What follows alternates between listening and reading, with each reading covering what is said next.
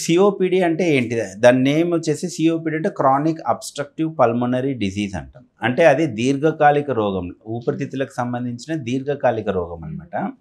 So దాంట్లో main problem ఏముంటుంది అంటే అబ్స్ట్రక్షన్ ఎయిర్వేస్ అంటే గాలిపోయే గొట్టాలు ఉంటాయి కదా, మీకు తెలుగులో చెప్పాలంటే దాంట్లో అబ్స్ట్రక్షన్ ఏర్పడుతుంది. అబ్స్ట్రక్షన్ అంటే అది కుచించుకుపోయి ఉంటుంది అనమాట.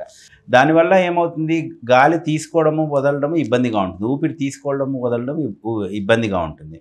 సో సిఓపిడి అంటే మనం డెఫినేషన్ వైజ్ చూసుకుంటే ఇది chronic progressive and persistent air flow obstruction అంటాం. అంటే అది ఎప్పటికీ అబ్స్ట్రక్షన్ ఉంటుంది, క్రానిక్ డిజీజ్ అండ్ ప్రోగ్రెసివ్ అంటే అది ఇంకా ప్రోగ్రెస్ అవుతూ ఉంటుంది అనమాట. అంటే రాను వయసు పెరిగే కొద్దీ ఆ జబ్బు కూడా ముదురుతూ ఉంటుంది అండ్ అబ్స్ట్రక్షన్ అనేది కూడా పెరుగుతూ ఉంటుంది అనమాట.